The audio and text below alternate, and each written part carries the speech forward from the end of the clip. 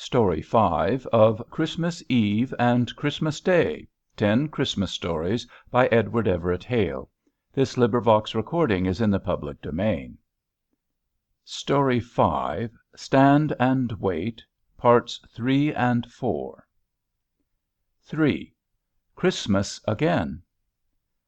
So you think that when the war was over, Major Barthow, then Major General, remembered Huldah all the same, and came on and persuaded her to marry him, and that she is now sitting in her veranda looking down on the Pamunkey River. You think that, do not you? Well, you were never so mistaken in your life. If you want that story, you can go and buy yourself a dime novel. I would buy The Rescued Rebel or The Noble Nurse, if I were you. After the war was over, Huldah did make Colonel Barthow and his wife a visit once at their plantation in Pocataligo County, but I was not there and know nothing about it. Here is a Christmas of hers, about which she wrote a letter, and as it happens, it was a letter to Mrs. Barthow. Huldah Root to Agnes Barthow. Villiers Bocage, December 27, 1868. Here I was, then, after this series of hopeless blunders, sole alone at the gare (French for station) of this little out-of-the-way town. My dear, there was never an American here since Christopher Columbus slept here when he was a boy. And here, you see, I was like to remain, for there was no possibility of the others getting back to me till to-morrow, and no good in my trying to overtake them. All I could do was just to bear it, and live on and live through from Thursday to Monday, and really what was worst of all was that Friday was Christmas Day. Well, I found a funny little carriage, with a funny old man who did not understand my patois any better than I did his, but he understood a franc piece. I had my guide book, and I said auberge, and we came to the oddest, most outlandish, and old-fashioned establishment that ever escaped from one of Julia Nathalie woman's novels. And here I am. And the reason, my dear Mrs. Barthow, that I take to-day to write to you, you and the Colonel will now understand. You see it was only 10 o'clock when I got here. Then I went to walk, many enfants terribles following respectfully. Then I came home and ate the funny refection. Then I got a nap. Then I went to walk again and made a little sketch in the churchyard. And this time one of the children brought up her mother, a funny Norman woman in a delicious costume. I have a sketch of another just like her. And she dropped a courtesy, and in a very mild patois said she hoped the children did not trouble Madame. And I said, oh, no, and found a sugar plum for the child and showed my sketch to the woman, and she said she supposed Madame was Anglaise. I said I was not Anglaise, and here the story begins. For I said I was Américaine, and do you know, her face lighted up as if I had said I was Saint Gulda or Saint Hilda or any of their northern saints. Américaine, est-il possible? Jeannette, Gertrude, faites vos révérences, Madame est Américaine. And sure enough they all dropped preternatural courtesies, and then the most eager enthusiasm, how fond they were of les Américains, but how no Américain had ever come before. And was Madame at the Three Cygnets? And might she and her son and her husband call to see Madame at the Three Cygnets? And might she bring a little étrenne to Madame? And I know not what beside. I was very glad the national reputation had gone so far. I really wished I were Charles Sumner, pardon me, dear Agnes, that I might properly receive the delegation. But I said, oh, certainly. And as it grew dark, with my admiring cortège whispering now to the street full of admirers that Madame was Américaine, I returned to the Three Cygnets. And in the evening they all came. Really, you should see the pretty basket they brought for an étrenne. I could not guess then where they got such exquisite flowers. these lovely stephanotis blossoms, a perfect wealth of roses, and all arranged with charming taste in a quaint country basket, such as exists nowhere but in this particular section of this quaint old Normandy. In came the husband, dressed up and frightened, but thoroughly good in his look. In came my friend, and then 2 sons and 2 wives, and 3 or 4 children, and, my dear Agnes, one of the sons, I knew him in an instant, was a man we had at Talbot Court House when your husband was there. I think the Colonel will remember him, a black whiskered man, who used to sing a little song about le vin rouge of Bourgogne.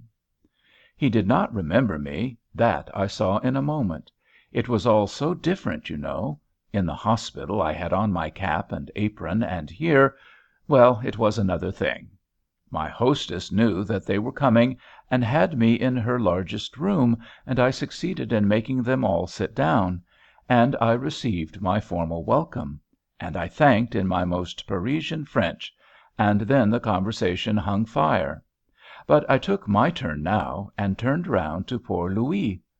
"You served in America, did you not?" said I. "Ah, yes, madame. I did not know my mother had told you." No more did she, indeed, and she looked astonished. But I persevered. "You seem strong and well." "Ah, yes, madame." "How long since you returned?"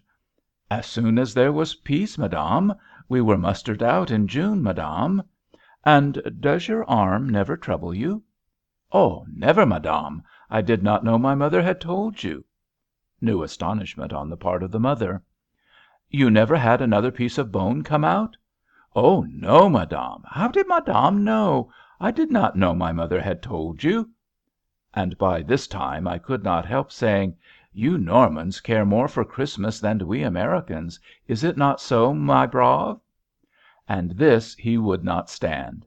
And he said stoutly, "Ah, no, madame. No, no, jamais," and began an eager defense of the religious enthusiasm of the Americans, and their goodness to all people who were good, if people would only be good. But still he had not the least dream who I was. And I said, "Do the Normans ever drink Burgundy?"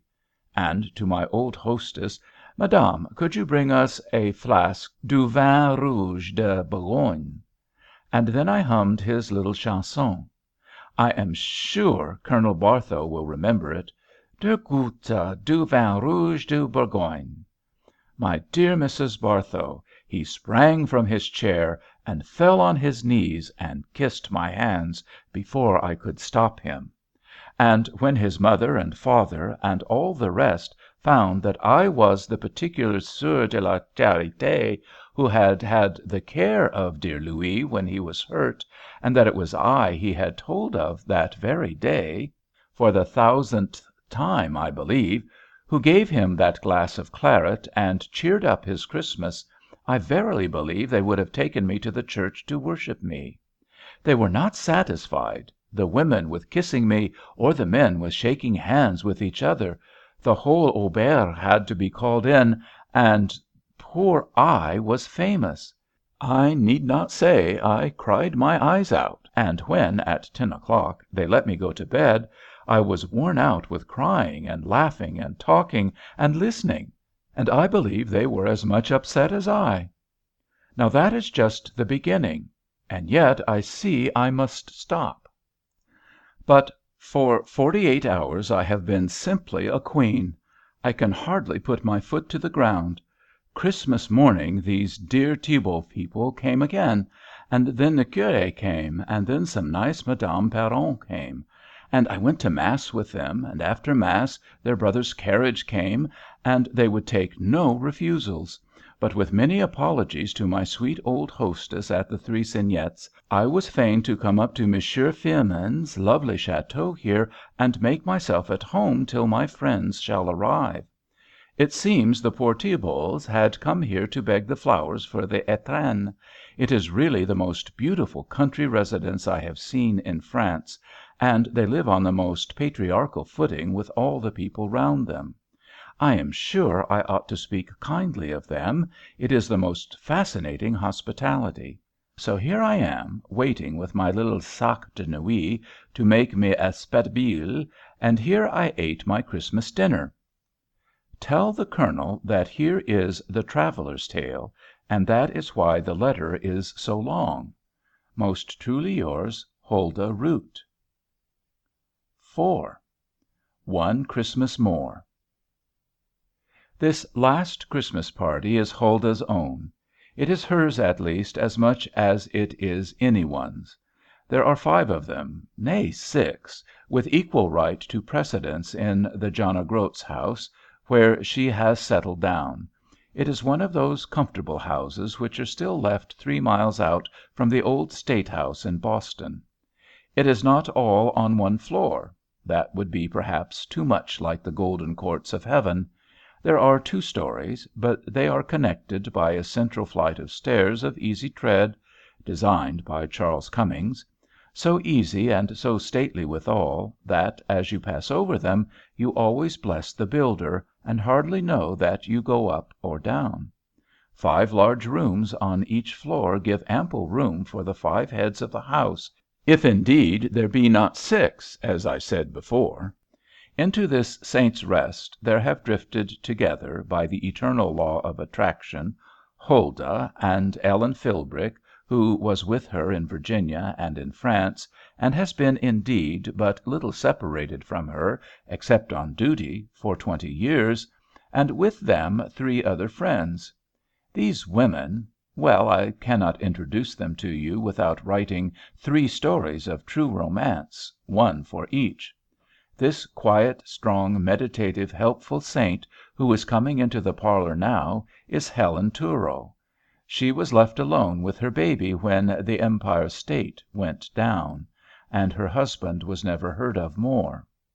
The love of that baby warmed her to the love of all others, and when I first knew her she was ruling over a home of babies whose own mothers or fathers were not, always with a heart big enough to say there was room for one more waif in that sanctuary.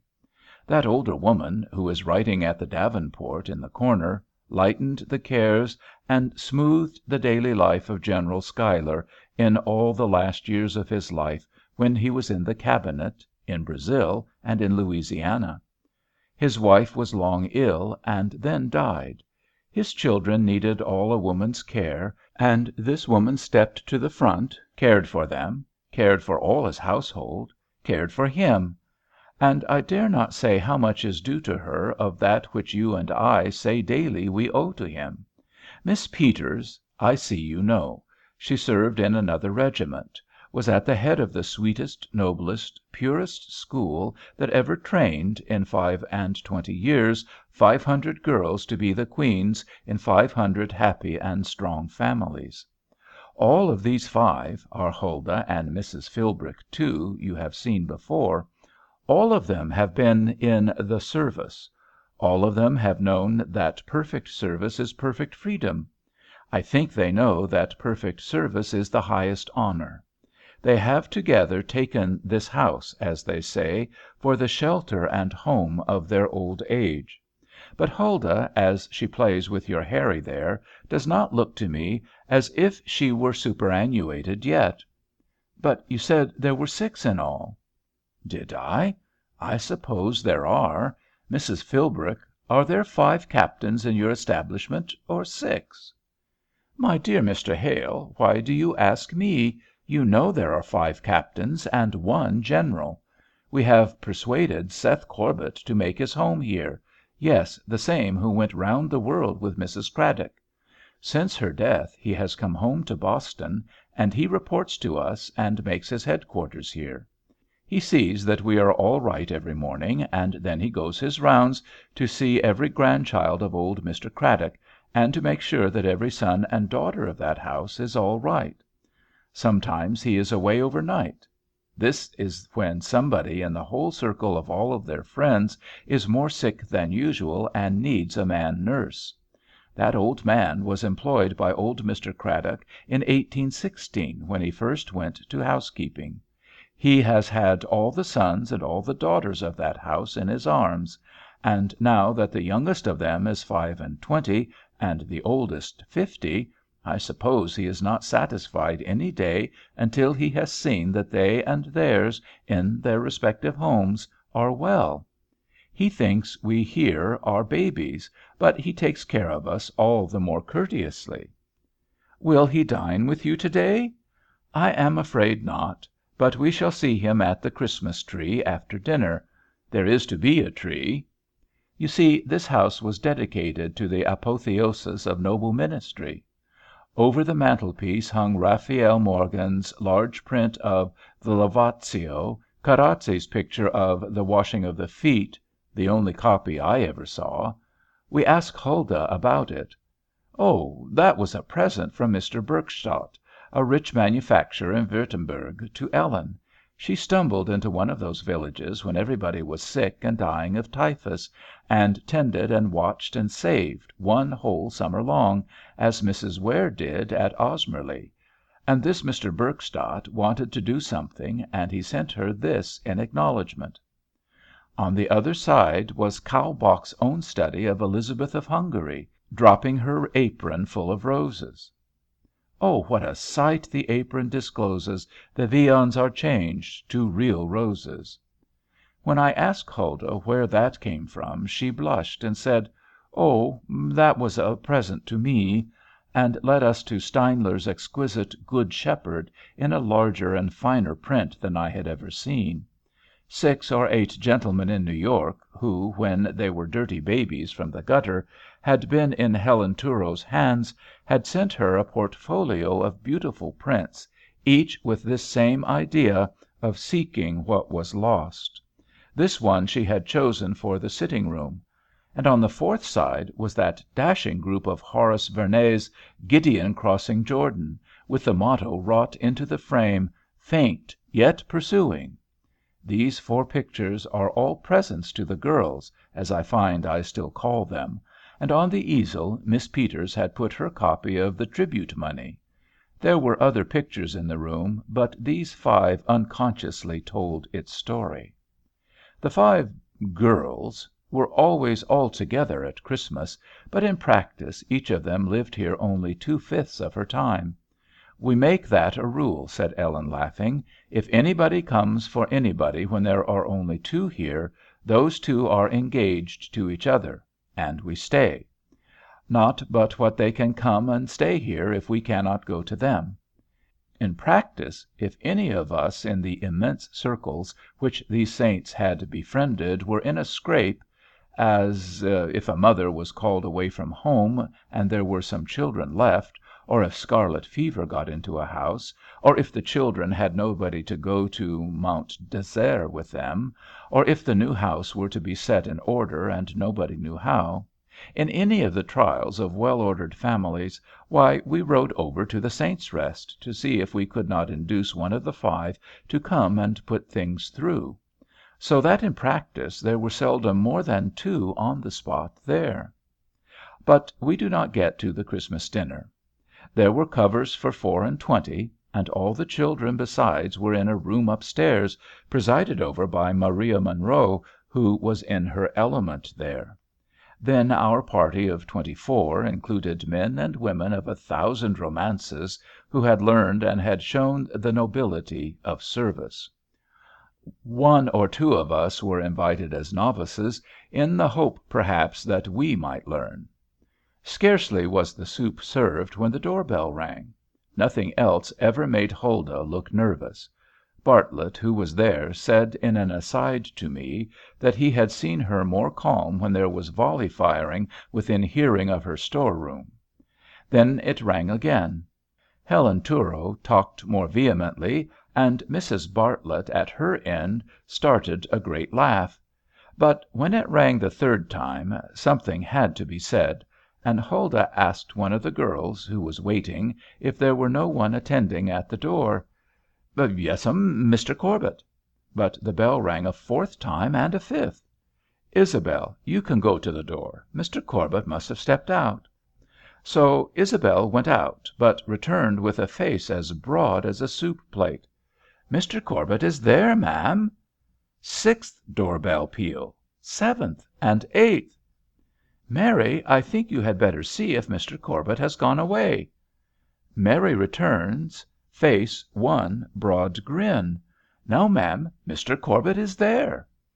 Heavy steps in the red parlor, side door bell, a little gong begins to ring, front bell rings 9th time, 10th, and 11th.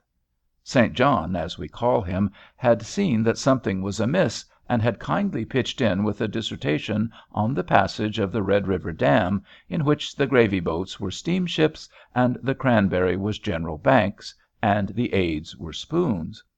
But when both door bells rang together, and there were more steps in the hall, Huldah said, "If you will excuse me," and rose from the table. "No, no, no, we will not excuse you," cried Clara Hastings. "Nobody will excuse you.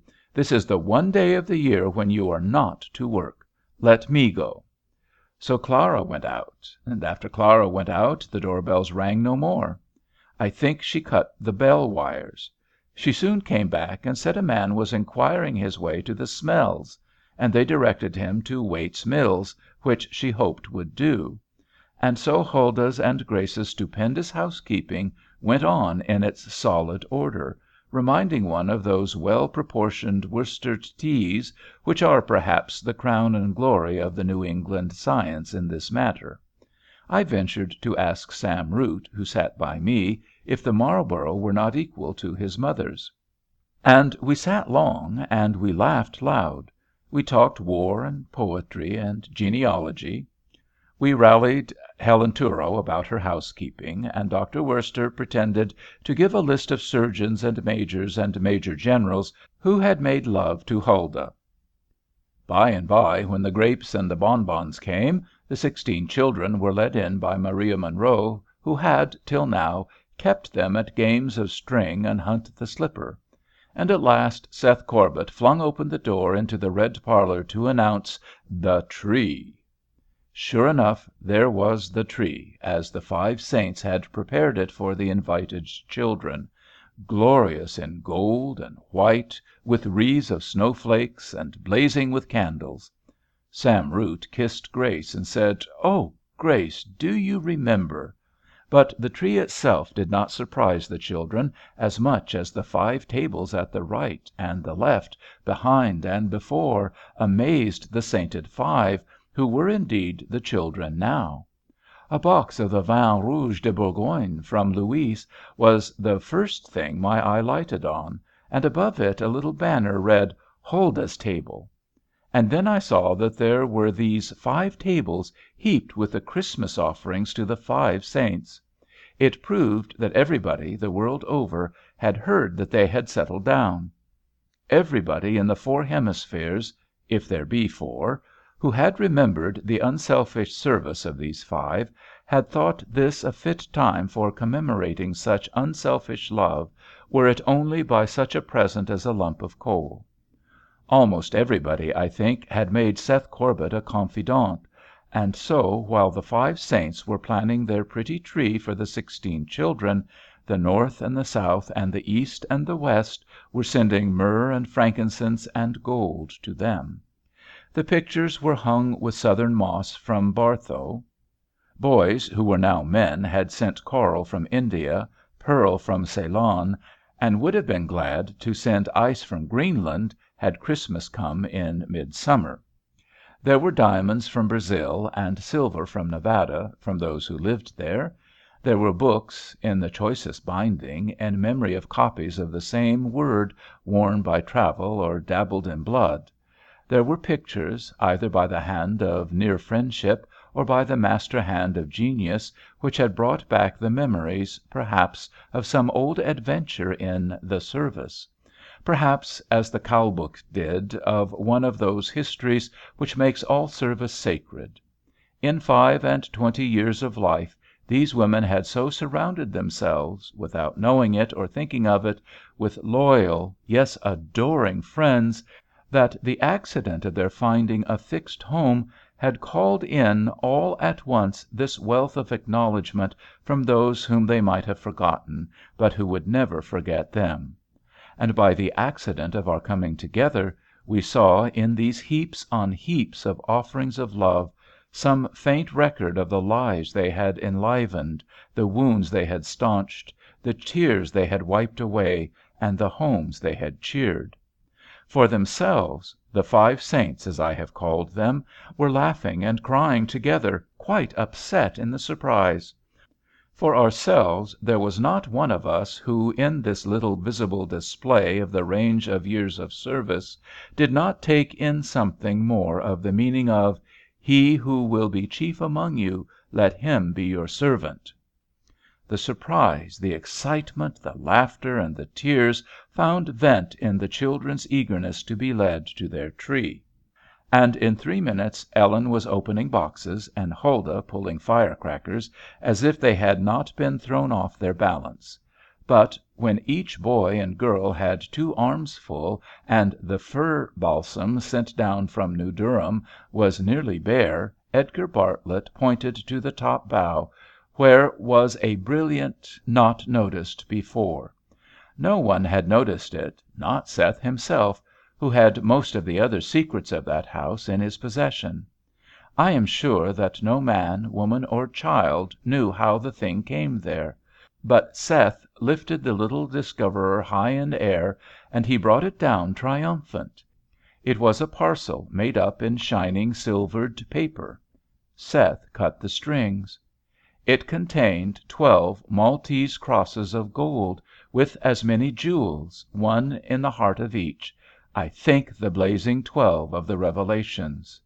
They were displayed on ribbons of blue and white, 6 of which bore Huldah's, Helen's, Ellen Philbrick's, Hannah's, Miss Peters, and Seth Corbett's names.